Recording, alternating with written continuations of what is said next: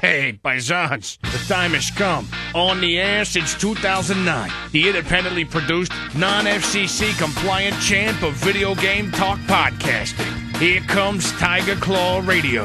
Here's your host, Critical Failure. Welcome, everybody. Yes, friends, it's time for Tiger Claw Radio. And man, oh man, it feels good to be back. This is the second week back, so this is the first one where I've had a 7-day cycle to get the show together, and I feel really confident. Got some good stuff.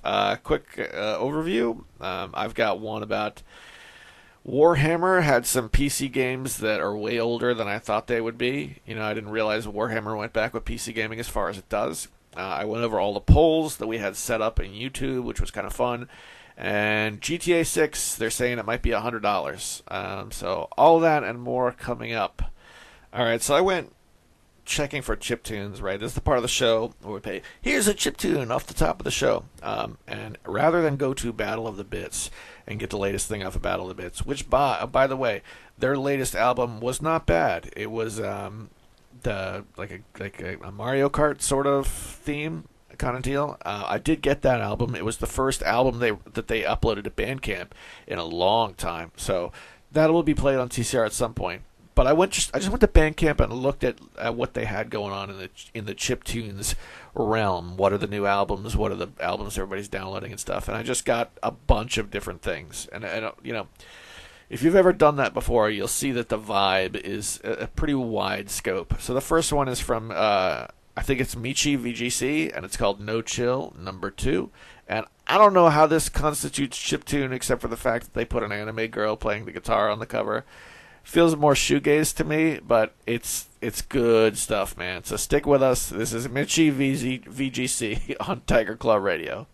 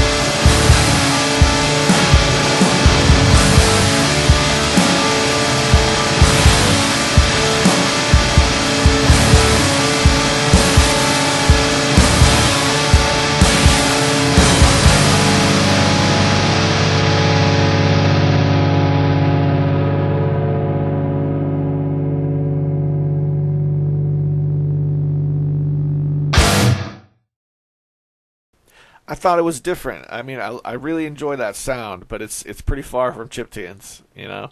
But I dug it, so we'll have to play some more traditional chip tunes a little bit later in the show. But that's the first track off of that album, which was a free album. You could just go snag it, and I do so recommend it. Well, here's a fun one for you, and I've done this a couple of times on the show, like a couple of years back. But I downloaded a couple tracks, and I'm going to play them, little pieces throughout the show. I want you to see if you can figure out what game this is from. And considering this is the first time I've done this in a while, we're going to start real easy. This should be a simple game. Let's roll it. Have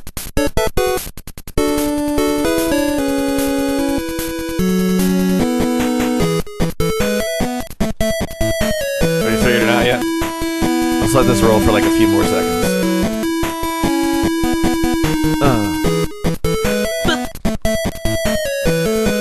All right, we'll revisit that a couple of times to see if you can figure it out. It should be easy. I think I might have even done this track before, doing this bit a couple of years ago, but it's a favorite of mine, so take that for what you will.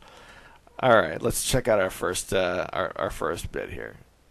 I recorded a Vancast this week where I was prattling on about big box PC games and how I'm collecting them again. And to make a long story short, I got I got that copy of the Wizardry Archives big box PC game that my mom threw out 23 years ago, and I stayed mad about it for decades because it went from I had it in my collection, and then she threw it out, and then now it's like $150 if you want to get one. Well, some dude auctioned one off, and I bought it, and I ended up getting it for $33, which is a great deal. It showed up, and I flipped through the manual. And it was weird because it was a cathartic experience, I guess. Because I love my mom. I was really, really mad at her about that for a long time. But don't get me wrong, she's still my mom. But the box that I got was in such great shape. Not only did it have all the stuff in it, and the book was in prime shape, but I kid you not, it had all of the contents of all of the boxes of the original first 3 Wizardry games. I'm talking about 3.5-inch floppy disks. Is it 3.5 or 3.25? The 3.5-inch floppy disk. We'll go with that. For Wizardry 1 for IBM Tandy, Wizardry 2 Knight of Diamonds, and then Wizardry 3 Legacy of Legellan, however you pronounce that. The 3 discs are in there, and the 3 separate manuals that are also collected in the big book. And all of their ordering info, which is baffling. So if you spread this out, this is a big money box. I was not expecting to get those things, and so I've ordered a few additional big box PC games. Nothing expensive, but I ordered like Panzer General, and a couple of things like that. A couple of boxes that are between $5 and $20. I don't have a ton of space. I don't have a ton of money, so I can't do it like a lot. But I just got a couple, and then I threw out some like books that I had to make space for them. And of course, last week we talked about CD-ROM gaming, and I'm having a lot of difficulty getting it to work. I worked with my virtual PC, trying to get a virtual PC for Windows 98 up and running, and it was working just fine. And then when I tried to pop the ISO, like the virtual CD out and put it in an actual CD, then it failed to boot. It won't boot anymore, so I did something stupid setting it up. I know it. So I'm having trouble actually getting these CDs to work. But anyway, that's the thing. But the reason I wanted to bring this up, I scrapped that, half an hour of just prattling on about that, because while I was shopping for big box PC games, I saw a picture for a collection of PC games. They're specifically Warhammer PC games. And let me pause this so I can bring it up. Okay, yeah, here it goes. I have to post this on our Discord. I posted it on Alex Swingl's Discord. But anyway, it's the Warhammer Universe Strategy Game Collection from Games Workshop. And it's got a big logo on the bottom that says SSI. And if you're not familiar, SSI is Strategic Simulations Incorporated, which I think is what it stands for. But that's the company that made Panzer General. They made a lot of war games in the MS-DOS era. The MS-DOS era. There we go. Get the words out. So seeing Warhammer and SSI on the same box was intriguing. I didn't know Warhammer had computer games that old. Now, I'm not going to buy this big box collection because I think it's like $60 or something like that, which, to be honest, for collections, for what this thing is, probably not a bad price either. But it has 4 games in it. Dark Omen, Chaos Gate, Final Liberation, and Shadow of the Horned Rat. And I was like, I got to try these games, man. I got to see, why don't I know about them? If they're old, what's the deal? And as it turns out, 3 of the 4 games are available on GOG.com. Chaos Gate, Final Liberation, and Shadow of the Horned Rat. And one of them, which I think was Chaos Gate, I even had in my collection already. And just, it was one of the games that I just, yeah, I'll get this. It's $1, whatever. And the other 2 games, Final Liberation, Shadow of the Horned Rat, they happened to be on sale. And so I picked them up. This was like 2 nights ago. And I was like, yeah, man, we're going to see, because I'm not super involved. I'm not initiated into Warhammer, that universe. I know Warhammer had some awesome RTS games, right? I know Swingle was big into the Warhammer RTS games for one period. Daka Daka Daka. He still says that when I talk to him. Dawn of War, all that was Warhammer, but that's really the extent of what I know. So I wanted to check these games out. So I loaded up Shadow of the Horned Rat. It's in this box set. Here again, I was excited to try it, and I had it on GOG. Now the thing about GOG is these old games, there's to a certain extent, it's not 100%, but you're more likely that they'll actually work, right? Because games get dumped on Steam all the time that have no support, and it doesn't matter if they work or not; they're just there. The grift is real. But if the game gets released on GOG has a selection process, and they actually pass on games. So if they're selling it, that means somebody looked at it and then gave it the thumbs up. It's much more likely to work. So I loaded up Shadow of the Horned Rat, and I was able to name my character. I was able to get to like a mission selection screen, and there was only one mission available. And I was like, "Let's go! We're gonna play this thing." I was excited, man. I was, because it's right there in the era that I'm interested in exploring right now, which was CD-ROM based gaming of the late '90s, early 2000s, and this was like right in the thick of it. And the game just froze. It froze on the loading screen, and I was pissed. I actually made a little short about it. I mean, if you're on the Discord or if you're following me on YouTube, you probably saw it. But that was an unnerving experience, because I thought GOG games worked, man. I've played games on GOG that are like notorious for having problems. The original Resident Evil, right? That came out this past summer on GOG, and I was all excited for it. That game's been out, like when that game came out in big box format, like it had a lot of problems. All of the sound files are all there in native wave format, and it just was a weird port. It's a weird port. And when you play it now, my goodness, it works. They fixed it up. But not Shadow of the Horned Rat. That one sucks butt, and don't buy it if you don't have it, then keep it that way. It doesn't work, and I'm really salty about it. And I want my $1.10 or whatever it was I paid for this game. I want back. And that's all I have to say about that.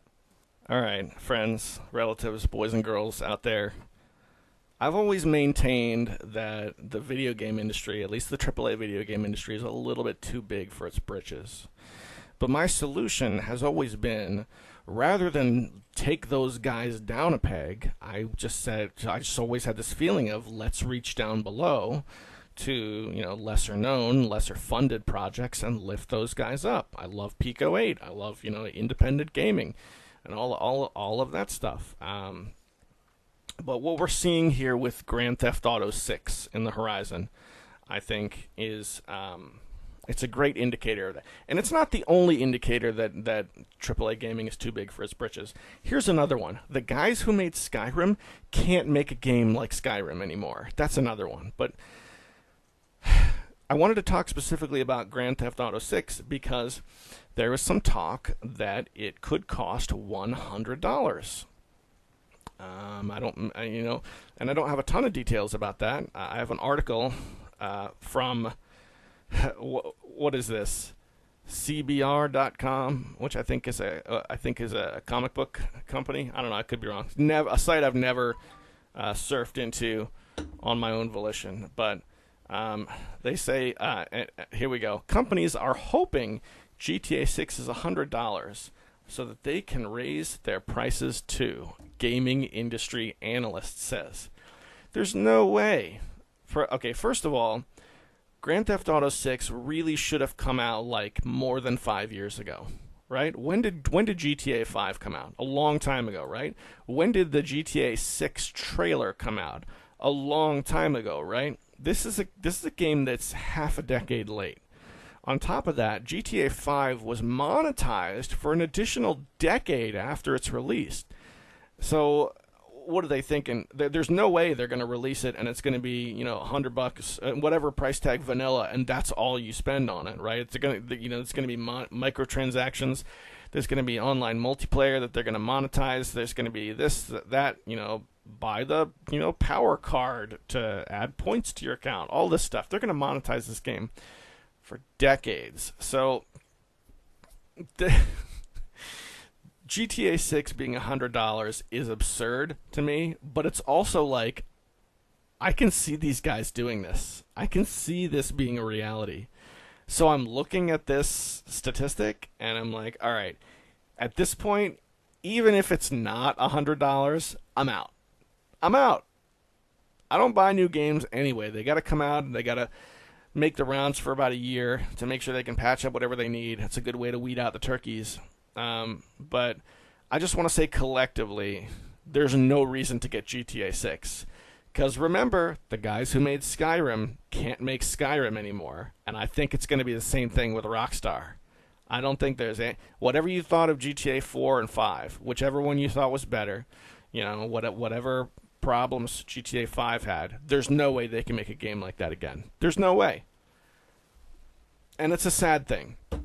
Now, I'm not saying there will never be a game like that again. Because if there's one thing that Volition taught us before they were dismantled after the Saints Row reboot, is that, oh yes, if they can't do it and the public wants it, somebody else will make it. I don't really like I was looking for things to discuss what was going on in the gaming industry, and I don't like this, where we dissect what's really wrong. Because there's so much that's awesome in gaming right now. It's just none of it. Nothing amazing is on the AAA front. Do you remember Pico 8? Remember how before TCR went on hiatus, Pico 8 was one of the things I was really big into? Well, I mean, that's handhelds are coming out with native Pico 8 support. Oh, by the way, handhelds are a thing now. Handhelds kind of went away for a while. It was like the 3DS, and that was it, And then the Switch was like a hybrid handheld, and there weren't really any handhelds after that. The smaller companies just sort of took that whole concept away, and now it's a smaller company thing, and it's an open platform thing, and it's an amazing thing. And what's happening with handhelds, I think, is an indicator of an industry shift, which I think is ultimately going to be good for us. Think of it like this. One of the things that gaming channels like to talk about is the crash of 1983. The video game crash of 1983. Whoa! But if you talk to people who are actually playing video games in 1983, like Vintage Video Game Geek, I don't know if you guys remember him, he used to talk about the crash. And from a consumer perspective, well, video games were just a quarter for a while. It wasn't a terrible thing for us. The video games were a quarter for a while. The industry cleansed itself to get rid of developers that didn't have the skill base to produce quality games. And then Nintendo came out and showed us what, companies could really do. And I say that with some reservation because I realize Nintendo was not the only company that could make a quality product at that time. But what I am saying is from the perspective of Joe Sixpack, who liked the Atari in 1983, the crash was not a bad thing, and I think that's what we're going to see again. We see a lot of publications, saying scary things and stuff. Oh my gosh, there's so many scary things.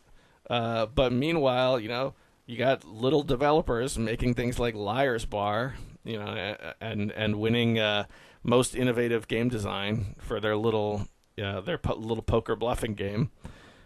This is why last week when it came time to publish, I was like, we're going to call this 2025 is going to be a great year. And I think it's going to be a great year. There's going to be a lot of craziness in the headlines amongst us video game folk, But I think the actual games, when you pick up a controller and play, it ain't going to be Grand Theft Auto 6, but I think it's going to be a good year, man. I really do. All right, we are about 20 minutes in to TCR. This is the part of the show I like to thank the Patreon sponsors. It's a Patreon-sponsored program. So we got EmeraldRangers.com, who puts up the show. And we also have Tecmo Balls, and we have Durabka. Thank you guys so much. I hope you're enjoying the party. What do you think? You know what game it's from yet? Well, it's clearly a Game Boy game. You know, any chiptune, seasoned chiptune vet would recognize that Game Boy sound chip anywhere.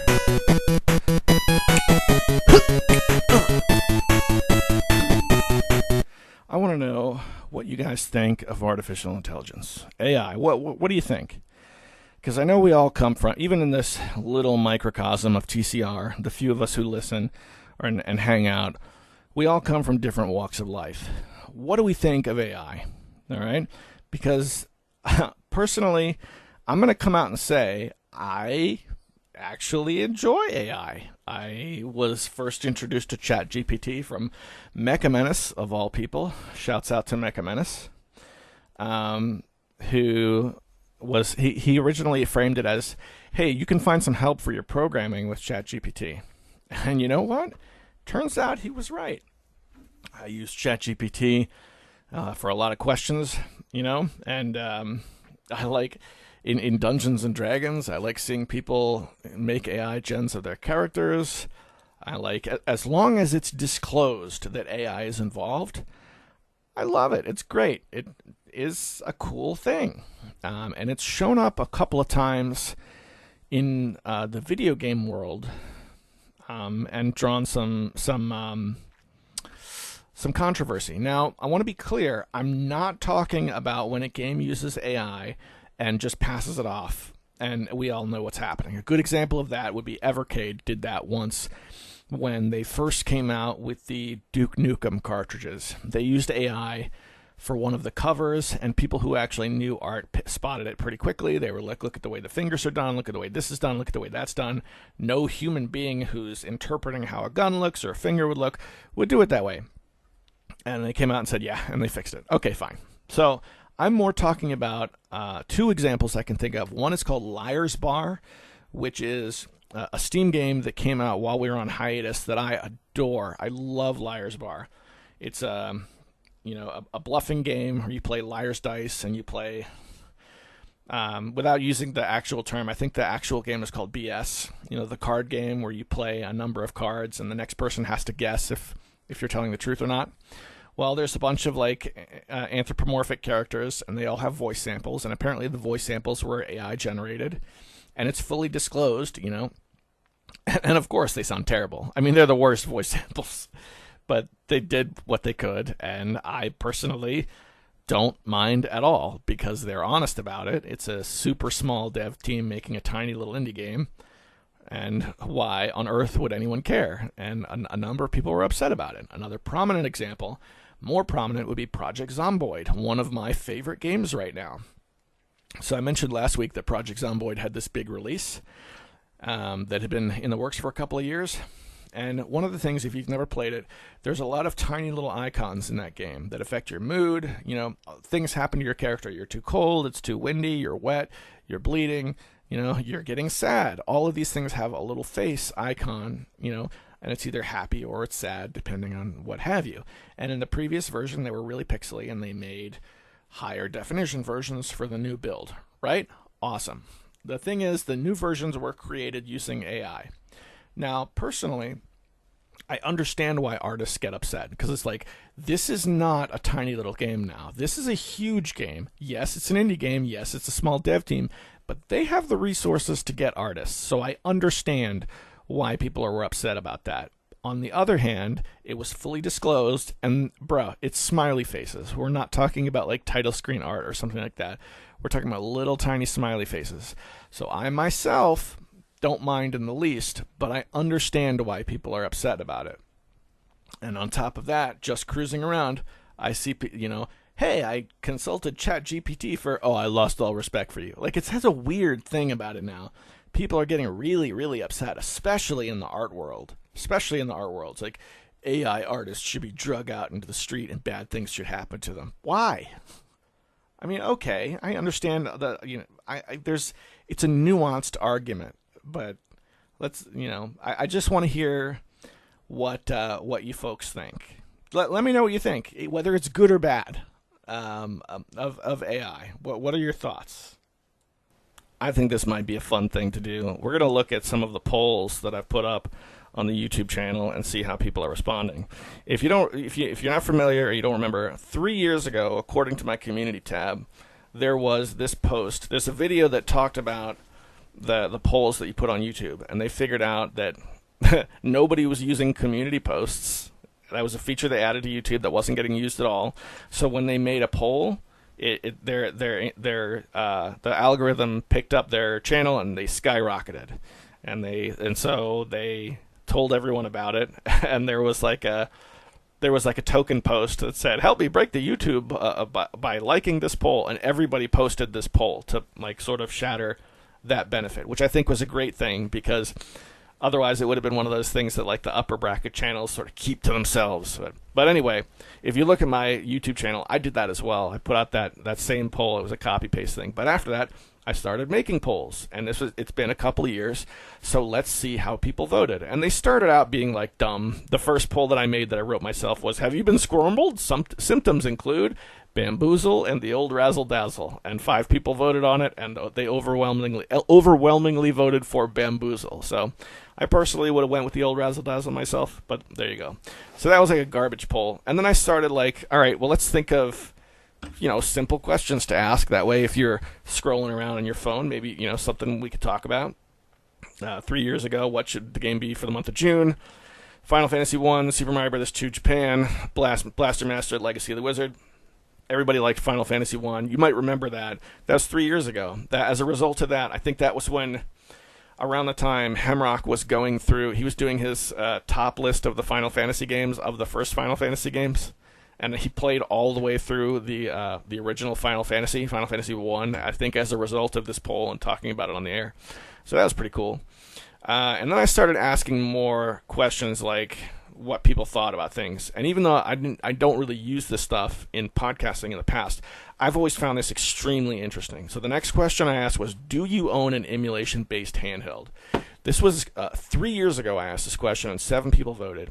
71% said yes, and 29% said no. Now, I asked that same question again 9 days ago, and I got 13 votes, and it's still more yes, but not quite as much. 13 votes, 54% of people said yes. So when I talk about these, emulation handhelds that you guys know I love to death, they still don't have a ton of market penetration. It's about, even in this little microcosm of video gaming, not everybody has one of these things. And it kind of blows my mind, which is one of the reasons why, to this day, and I know I've been saying this for too long, I hope these things become more than just emulation machines. I hope that I hope the games are being made for them, so that it becomes a viable platform. I actually recently got rid of my C64 Mini. I got rid of it. You know why? I still love the Commodore 64, but I realized when I go to itch.io and I play, I get a Commodore 64 game like Dark Dungeons or something like that, I don't play it on my C64 Mini. I play it on my handhelds. I've got that Powkitty V90 still runs the C64 better than anything else, and that's what I play them on. So I ended up getting rid of the Mini because I didn't need it anymore. Next question. Do you still actively seek out and acquire cartridge-based games? Yes, not at the moment, but still, but used to / still interested, or no? So I think I kind of formatted that wrong because it's one answer for yes and 2 separate answers for no. So 16 votes, 38% said yes, and then 31 for no, but still interested in no. So at first glance, it looks like, oh, yes has the most votes. But if you add the 2 no's together, that means 62% of the people who voted are not collecting cartridge-based games right now. I can tell you, I don't know how to answer that question because no, I'm not collecting cartridge-based games, but I am collecting CD-based games, baby! How do you play your DOSBox games? This is one that shocked me in a good way. DOSBox, virtual PC, actual vintage hardware. 33% said actual vintage hardware. It didn't win out, but 50% said DOSBox, but only one person voted virtual PC. So that was cool. So here's one for actual vintage hardware, which is a much more difficult proposition when it comes to old MS-DOS games. All right, this is going on a little bit longer than I thought it would be. I thought I was going to get through this faster. What's your favorite RPG Maker version?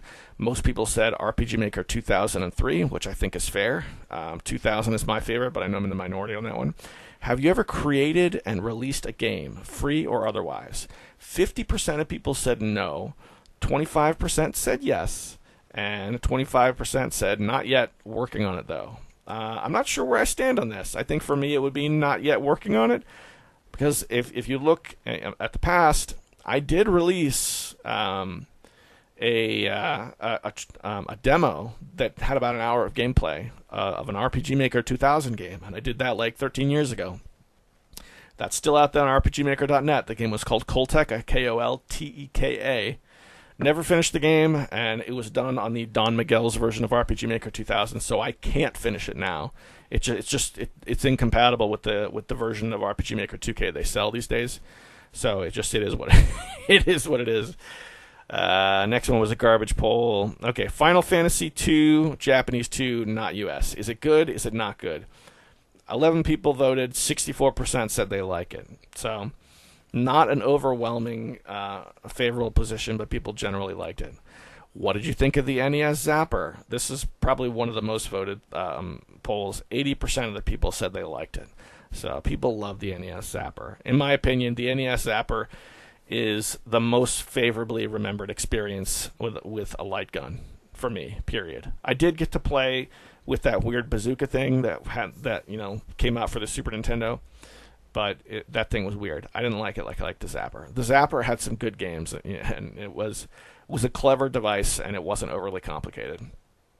Best console to get an EverDrive for, and this was split into 5 categories, and people liked the Super Nintendo the best. I take it back. This might have been my most voted thing. People like the Super Nintendo for the EverDrive, I guess, which is pretty cool. Personally, I have the one that was graciously given to me for the Sega Genesis, and I think that's all the EverDrive I need. That thing is awesome. But there you go. If you're in the market for an EverDrive, that's what people are saying. Do you play games on a CRT? 43% said yes, 57% said no. I have one set up for gaming, but I got to be honest, it doesn't get used a lot. So I think right now I might answer that as no. Tabletop role-playing games, cool man or nah? 62% said cool. So score one for tabletop role-playing games. Let's see, we got a couple more left. Pro wrestling, cool man or nah? 64% said nah, so not a pro wrestling group listening to this. Buy anything from the Steam sale, 71% said no. What do you think about Evercade as a whole? This is another one that shocked me, I guess in a positive light. What do you think about Evercade? And this was a year ago, so this is before I got angry about potential price increases. 77% said cool, so people are okay with the Evercade, which is pretty sweet.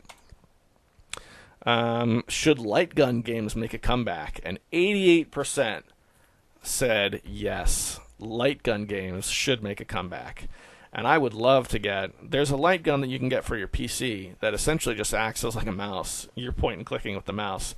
So it then becomes compatible with any rail-based shooter that you use the mouse on that's mouse compatible, because then it just hooks up and works. And I still really want one of those. They're like $200. So there has to be like a really big light gun game to get me into it. And I have a few. I've been keeping like a little Steam category of light gun compatible games. But it's not enough to make me drop $200. Not yet, anyway. Thoughts on the RG Nano? That's the emulation handheld that's really, really tiny. That's smaller even than a cassette case. And 80% of people didn't like it. Are chiptunes still cool? 92% of people said yes, chiptunes are still cool. Yeah, and that was comforting. And it's pretty recent. It's 4 months ago. But I'll tell you what. I went to Bandcamp just today, and I was looking for chiptunes. Probably what you're hearing on this show today. And I got to tell you, man, going to Bandcamp in 2025, looking at chiptunes and sorting by what's new, it's just not the same as it was 10 years ago. There's still people who do it. There's still people who do it very, very well. But I don't know, man. There's fewer albums. There's more that cost, and there's less that the average person can just download on a whim for free. So it was comforting to see people still like chiptunes, because scraping together music for today's episode, I found a lot of cool stuff, don't get me wrong, but I couldn't help but think, man, it's a different world now. Here's another one that kind of shocked me. Is Minecraft still cool? I was expecting this to be a landslide no, and it was split right down the middle, 50-50. I ask this because my kids are hung up about Minecraft. The older two are, they're 15 and 10. And so the 15-year-old in particular, he talks about Minecraft as, hey, that's a kid's game, man. I don't play Minecraft. It's a kid's game. No, he doesn't play Minecraft. He likes Geometry Dash, and he likes Celeste, and he likes Balatro. That's what he's been playing lately. But Minecraft is a kid's game. And because of that, I was curious, how many of us think of it that way? I never really thought about Minecraft as a kid's game. I know that kids love it. Don't get me wrong. There's a huge kids market for Minecraft, but man, I can't forget the long nights when Minecraft first came out, and the world we grew up in is no longer exists, I guess, and Minecraft is evidence about that. And that's it. Those are the polls. The most recent one from 9 days ago was the second version of Do You Own an Emulation-Based Handheld, and 54% said yes. So there you go. There you have it. It's a small way for me to interact with everyone and see what folks think. All right, let's roll another chiptune. This is from NE7. It's called Hot Summer Night, and it's from an Amiga album. So these Amiga people, they hold it down, especially in the chiptune department. Much more of a traditional chiptune sound. You're listening to Tiger Claw Radio. More when we come back.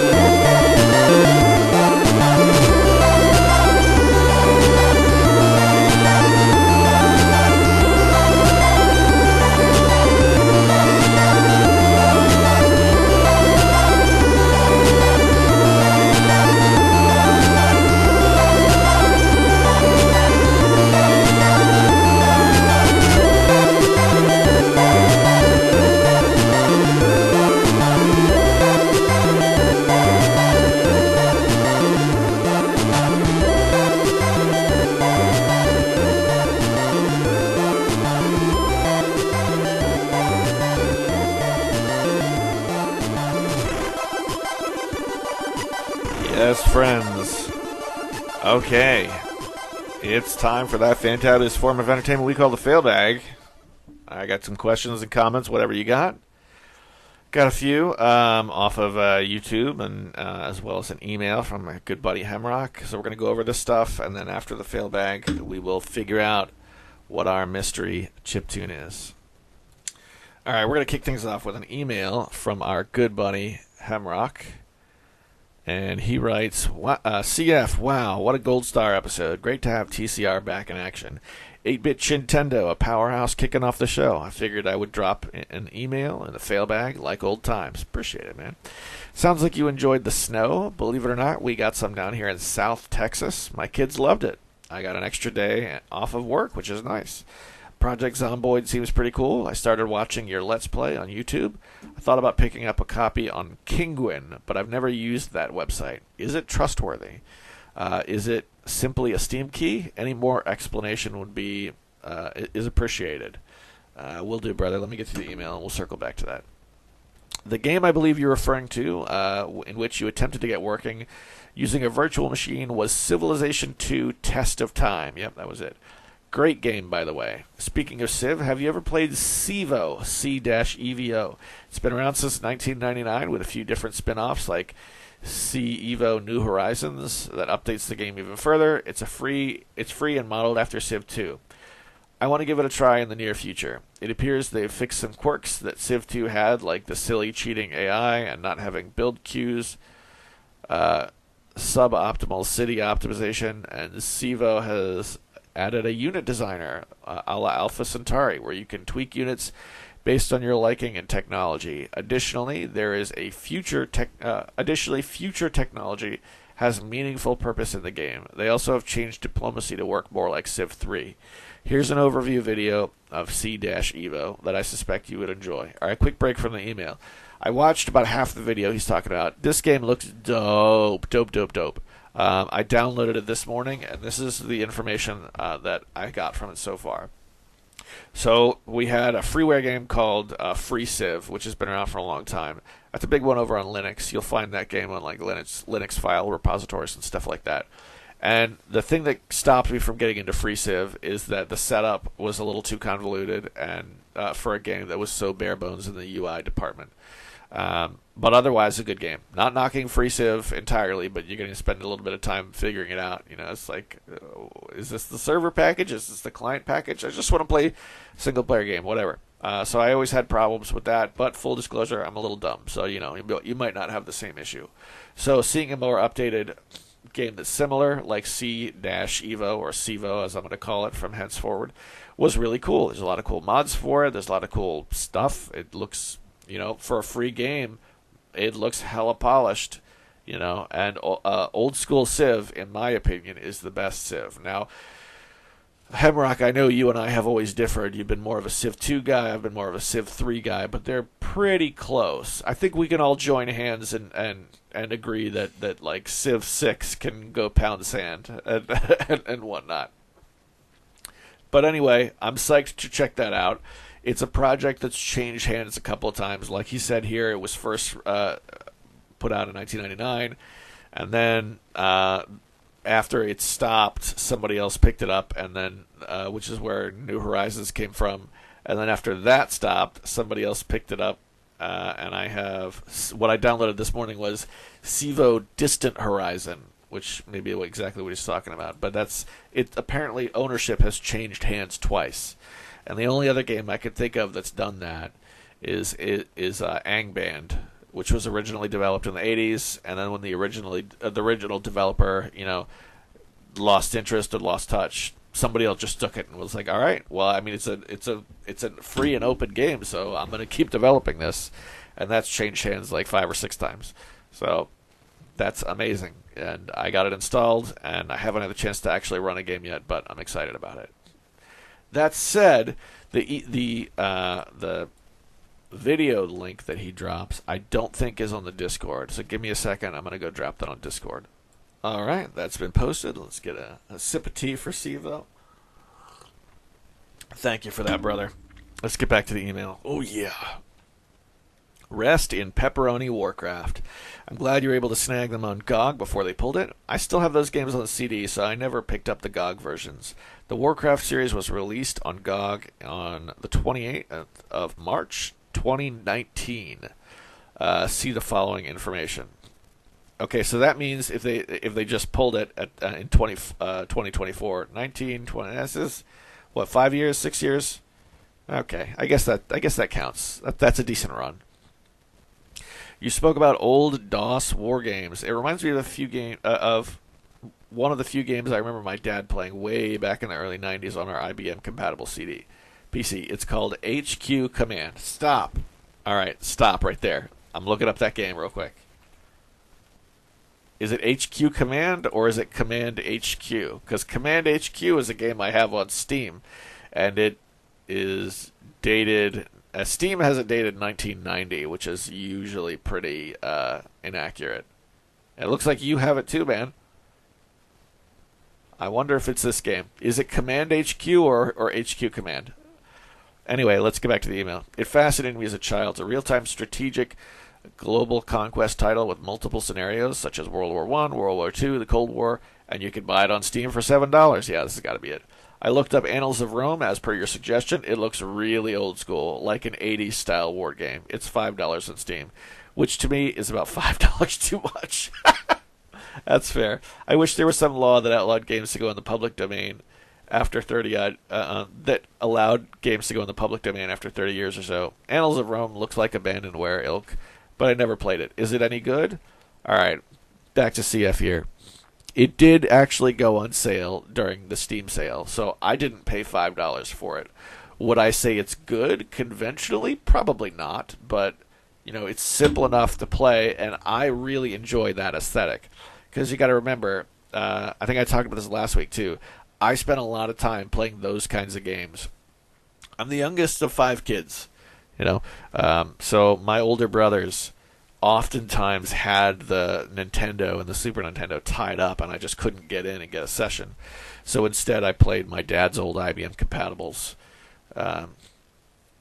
and so I think that's why that particular 80s computer aesthetic is just so special to me. So if it's not to you, then and we're just looking at the game on the merits of a traditional war game, probably not. And the reason I say that is because war games from that era, whether they're good or bad, is usually gauged on how the numbers behind the scenes are handled, right? This is a game where the calculations of war and the way it's actually played is very simple, probably too simple. And so that would stop you from getting sucked in to a huge campaign. So that's my honest, objective look at it as a game. I will play it more at some point and tell you, or maybe I won't. But what I know of you, Hemrock, not your ilk. You know what I mean? There's no hidden thing that you really have to play the game to find out. If you looked at it and you're like, nah, man, then I got to say your assessment is probably spot on. All right, let's get back to the email. Tomb Raider is a Giga cartridge. You spoke hyperbolically about selling your Evercade collection. If you had to get rid of any part of your video game library, such as NES, SNES, Genesis, Evercade, PC, what would you sell off? I've been thinking about reducing my collection. Well, first off, I'm still on the fence about Evercade. I'm not going to purge completely, but I was buying everything at that point, and my collection just swelled out of control. I'm thinking of paring down Evercade. Tomb Raider in particular, I have 2 copies of that are both unopened. So if you want one, all I got to do is take a trip to the old post office, and I can shoot it your way. The reason that happened is because, of course, when they announced it, I pre-ordered it as soon as possible because that's how you get it for cheap. And then I made the decision to get the bigger, full-sized handheld. And what did they pack in with that handheld but Tomb Raider? So there you go. 2 copies of Tomb Raider. So that's one thing. In the past, I'd considered paring down, getting rid of my N64 controllers, collection, everything, because it's a system that, it's a good system, but I've only got a handful of games for it. And the great N64 games, I don't have them. I don't have GoldenEye, I don't have Ocarina of Time, I don't have Mario 64, I don't have Mario Party, I don't have Smash Brothers. I don't have Majora's Mask. I don't have any of that. What do I actually have for the Nintendo 64? Well, I got Forsaken. I've got Perfect Dark, but I don't have the RAM expansion, so I can only play like a little bot mode. I've got... Honestly, that's all I can remember off the top of my head. So I thought about getting rid of that one. I'm thinking about paring down my Sega Genesis collection, and that's slightly different. Like, I have 3 Sega Genesises, and I'm thinking about getting rid of 2 of them so that I only have 1. Right? That makes sense. And then all the cartridges I would keep. I have a Sega Master System, and if that ever leaves my collection, it's going to be to return it to Sendu, because Sendu, I say he sold it to me, but he really gave it to me for free and just asked me to like pay shipping. He wanted like $20 or something. He clearly just didn't want to pay the box to send it over. And that's been like in my like storage, where it's kept like, I want to say it's in a box, but the reality is like it's a little bit more. It's on like a shelf, so I haven't used it in a very long time, but it's kept in perfect order. And I've added a few games to that collection. But a couple of times I've thought about just getting in touch with Sendu and giving it back to him, because that's not one I can in good conscience like sell or get rid of some other way. What was the desktop computer that you... Was that the desktop computer you got from the thrift store you mentioned in the last episode?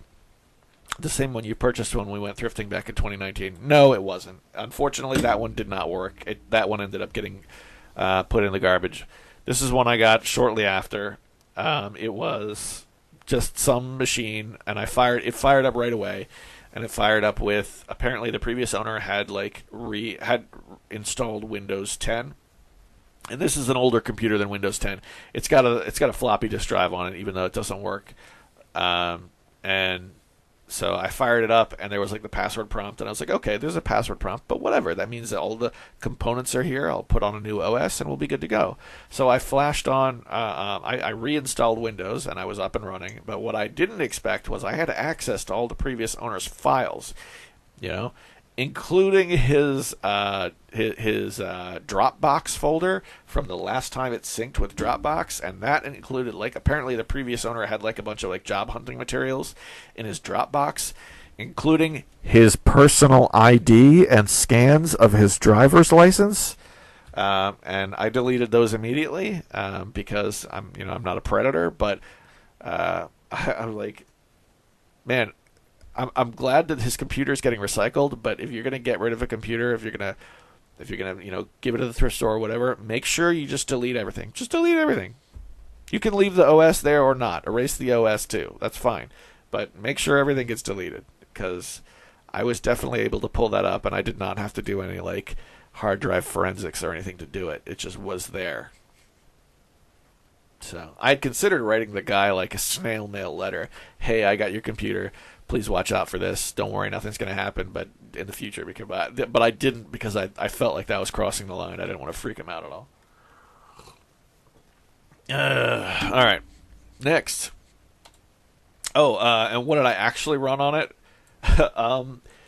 It has difficulty getting on the internet. I have to put in an external dongle. So I put a bunch of GOG installs, not GOG Galaxy, but the offline GOG installs. So what I usually play on it is SimCity 2000 or something like that. The last time I fired it up, I had a couple of portable installs, specifically a Sudoku game that I play when we're hanging out with my kids. And what else I have? I went through installing all of the chiptune tools I could find, because at the time I was thinking, I'll make this little chiptune station, but none of that ended up getting used. And as Pico 8, I've done some Pico 8 stuff on there. So a lot of low system requirements type programs, because there's a lot of that stuff out there. Back to the email. Empire Earth is a fun game. That's awesome. That came complete in box in the mail just a couple days ago. It appears Derek Alexander, the HVGN, has moved his new content exclusively to Patreon. Are you one of his patrons? Just curious if you still like his new stuff. Like you, I was a big fan of his back in the day, and he really spurred on my NES collection collecting. Did you ever buy any of his HVGN DVDs? I got a couple. The commentary, from what I remember, is actually pretty good.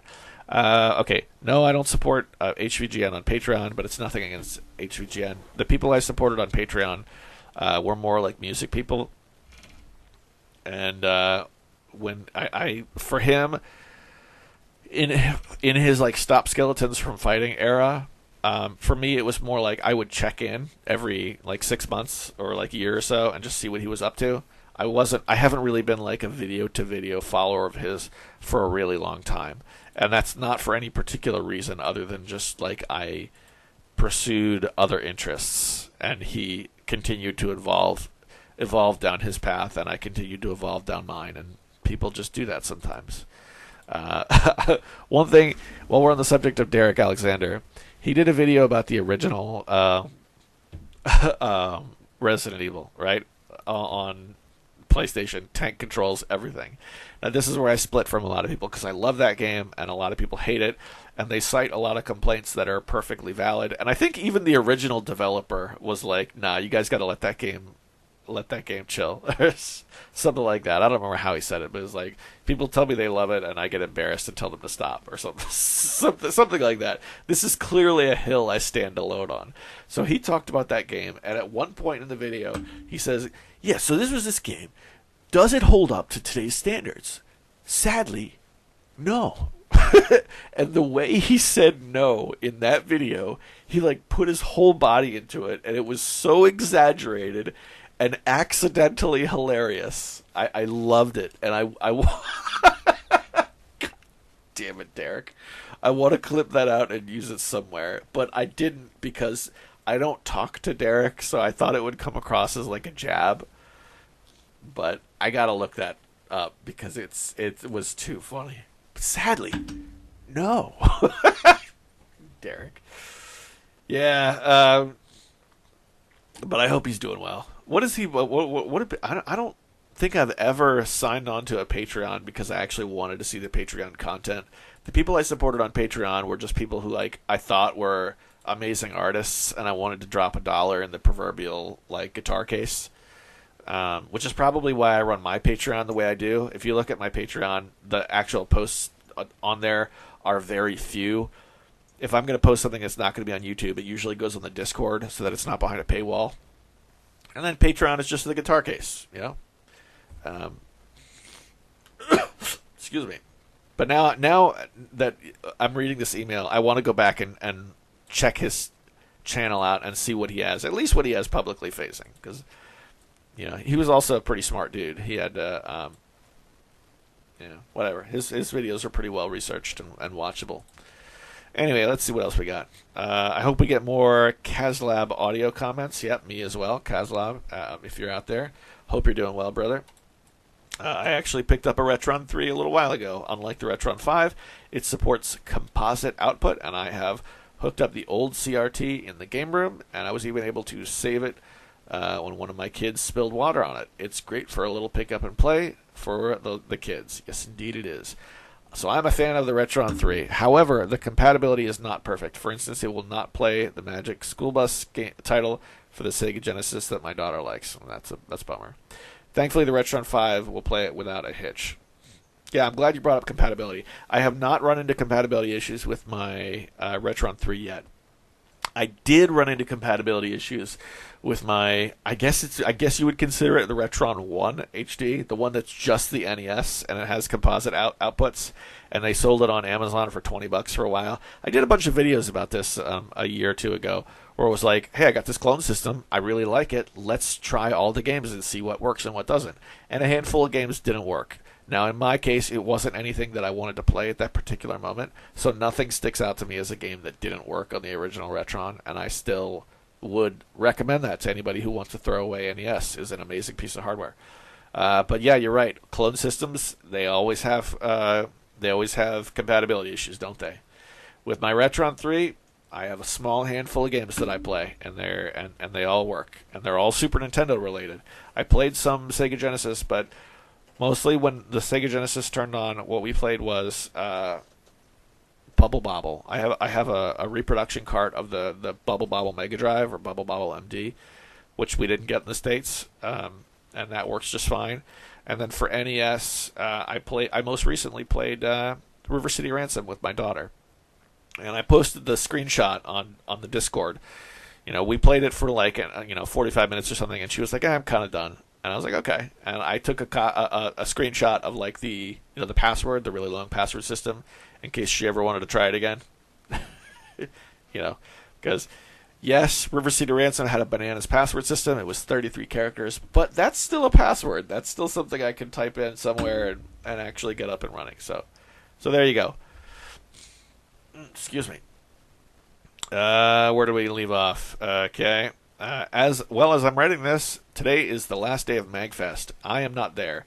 Do you ever see yourself going again? I think I'll only be attending one game festival this year, and it's spending a day at Retro Game Fest in Austin with my son and daughter. They really enjoy it. I'll probably not go to ATG, making it the first year I've missed that con since 2022. However, they changed the date from January to the summer, so there's not much going on during this summer to justify driving up to ATG. Got any game festivals planned? Any game festival plans for 2025? All right, hang on a second. I got to pause this. I can blow my nose. So not 2025, but early 2026, I'm going to be going to MagFest one last time, for sure. I don't know if I'll go to it again in the future, but here's the thing. I promised my daughter that I would take her, okay? This is when my oldest boy was like 10 or something like that, and so she was like 5. And I took the oldest one, you were there, I think. Well, he was there at least once. And so my daughter really wanted to go, and she was too young now. But now she's old enough, and so those promises, that you make to kids, you really got to deliver on those. So it's like I was talking to her about it. I was like, all right, we'll do this one more time. We're going to keep that promise. Now the youngest one, I never made a promise to him, so we're going to keep it that way. But for sure, as it stands right now, 2026, my daughter and I are going to MagFest. Now, the plan right now is we're not going to get a room. We live like a 45-minute to an hour drive from the convention center, so we're probably just going to drive back and forth and sleep at home. That's the plan right now. We'll see if that evolves or changes between now and then. But that's the next convention that I'm going to make it to. Because in the reality, man, we went to MagFest several times, but I'm not much of a convention guy, really. But that one in particular I liked. I liked going with NG. I liked going with you. I liked going with Sean. And I went the couple years in the beginning when I went on my own. I don't know if I could do that again at a convention. So there you go. That's my convention plan. Wow, it looks like we're blasting past the hour mark. Shocking. Retro news. The famously expensive GBA game Ninja 5.0 will be coming to Steam for $25. I wonder if the source files will include a ROM, so I can play it via my Ambernic 35XX SP. Awesome machine. Metal Miracle is a new fast-paced run-and-gun game exclusive to the Game Boy Color console. Awesome. To put that link in the old Discord. I know you're upset about the hike in Evercade carts. Interestingly, Funstock says it will honor the old pricing scheme until April 1st. I'll have to check that out, see if they have any cartridges I want to pick up. I know there's a few holes in my collection, but, I don't know. We'll see. You talked a bit about wanting to play CD-based PC games. How about CD-based console games? Well, look no further than Superstation. You're a one-stop shop for retro CD console gaming in this new open source FPGA gaming console. So I looked at this thing, and it looks like a PS1 clone machine, and I'm not 100% sure what it does apart from play PS1 games. And depending on how much they charge for it, yeah, maybe, because I have a huge pile of Japanese PlayStation 1 games that will not play on an American PS1, and that includes I have a controller for the Japanese PS1, exclusively Japanese, not American, that's shaped like a slot machine, and it's got the buttons and the little one-arm bandit thing. And you use it to play the slot machine games. And I've never been able to actually use it because it won't work on an American PS1. I've considered buying a Japanese PS1 in the past, a couple of times. But if this one is like an all-in-one machine that can do both, yeah, I might be on board for that. We'll see. I'll have to learn a little bit more about it and see what they're actually charging for it. The all-in-one disc-based game machine. Does that mean it'll play Sega Saturn games? Because I got some of those too, and I do have a Sega Saturn, but it's tough to haul it out. So this might be a good solution for that. I don't know. We'll see. Yeah, I definitely have my eye on it. It looks like a really awesome little machine. And then let's get back to the email because I clicked away from it. And keep rolling retro, Hemrock. Hemrock, man, so good to hear from you, dude. I hope that life is going well. We'll post some of these links in the Discord so you guys can follow along. And we're at 1 hour and 6 minutes in. Let's jump over to... I know we got a couple on YouTube that are a lot shorter. Let's see. I'm checking out EmeraldRangers.com. We have an article from Cameron1391 who writes 10 great things Nintendo seemingly abandoned, which looks interesting. And then the post from last week has no comments on it. So no comments over on EmeraldRangers.com. Now let's check out YouTube. All right. We got one from Desm101. Desm, man, good to hear from you. This is glad to see more TCR in the subs feed. Hope you're doing good, man. Boomer Shooter is mostly something I hear in positive context to talk about newer FPS games that retain the old look and feel of the classics. In that way, I can understand it's a genre thing, but it's an odd name. Same how shmups is now how most people talk about shoot 'em up games, even though it sounds dumb. Yep, I also not sure how I feel about the term shmup, even though I use it a lot and it's been a long time now. So it still is like, can we call it anything else? Anything else? But yeah, I enjoy the Boomer Shooter craze. Weird name. Not sure how I feel about the name, but people are making the games that I like, which is pretty cool. All right, so let's go back to, before we wrap the show, let's go back to the mystery track for a second. All right, so did you figure out where this is from? All right, well, let's stop this and we'll roll the title screen music instead.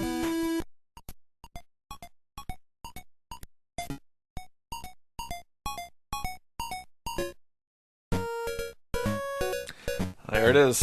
This is Balloon Kid for the Game Boy, which is a charming side-scroller. It's the only side-scroller I can think of. Not the only one, but the only one I can think of where you go from right to left, like natively, every single level. You know?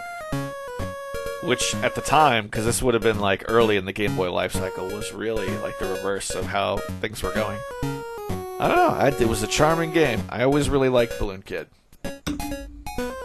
If you got yourself an emulation handheld, and you're trying to figure out what to play on it, this is a great, great choice. And we know what that song means. Thanks for listening to TCR this week, everybody. The greatest currency we have to offer in life is time, and I appreciate what you spend here talking about video games, listening to some chiptunes, and just overall chilling out and having a good time. I appreciate it. And whatever it is you got going on for you this coming week, I hope it goes well. Take care of yourselves. I'll see you next week.